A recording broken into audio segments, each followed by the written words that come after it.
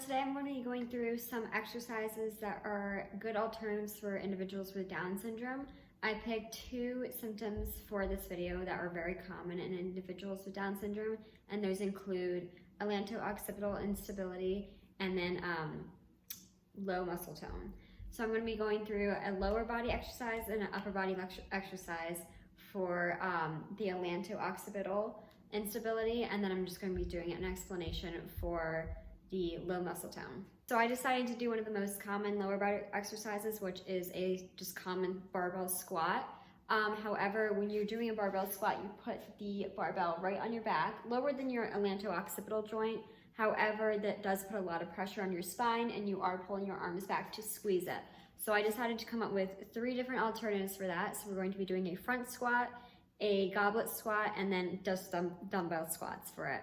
So like I described earlier, a back barbell squat is going to pinch your back together, so it has a lot of tension on the spine. So you would normally have it right about here, and you would just go down in a normal squat. However, for a front squat, we are going to turn around.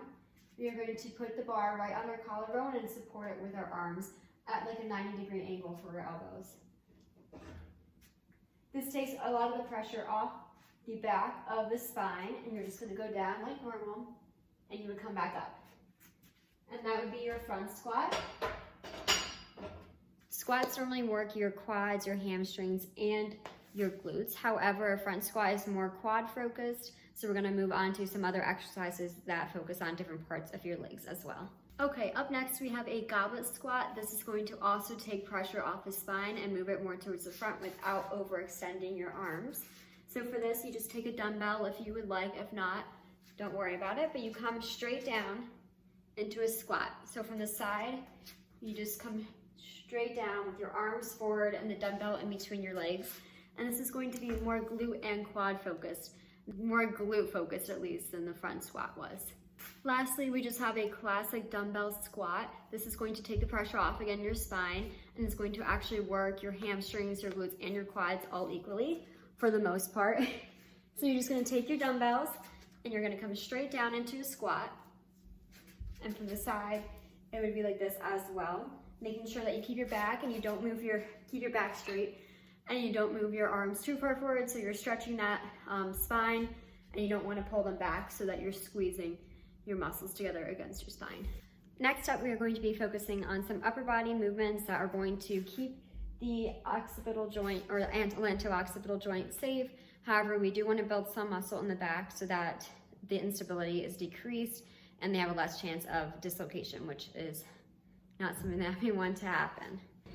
Okay, like I stated before, we do want to do some exercises that help build the back muscle, but without hurting the atlanto-occipital joint. So a very common exercise to do is lat pull downs. That's where you sit down on a bench. You have your bar, and you come straight back. However, this puts a lot of pressure on the upper back, especially the area right below your neck, which is a little too close to call for the atlanto-occipital joint, so you do not want to do this exercise because it could be harmful. So we're going to move into single arm dumbbell rows instead, and that helps work specifically just one side of your back opposed to working them together. So it is very important to keep a very straight back when you're doing these, so you're not going back and squeezing your shoulder blades together, which could help or could hurt your spine. So what we're going to do is we're going to take a dumbbell or a light band, and we're going to put our one leg up on the bench. The other arm has the weight that has the same leg up on the bench, same side. And you're going to take it, you're going to keep your back straight, pull your elbow up towards the ceiling, and keeping it close into your side. So it's just going to be working that one side.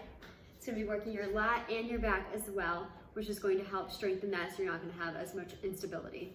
Lastly, for low muscle tone, there's no one specific exercise that is going to help increase muscle tone. There's a lot of different territory around that, and every person is different. However, one good tip for increasing muscle tone is progressive overload. So for progressive overload, you start at a very low weight, and then you continue to add weight steadily and increasingly over time, or you just increase the amount of reps you do of an exercise. And over time, this will help to build up your tone a little bit. and help decrease the amount of injuries suffered from having low muscle tone. Thank you.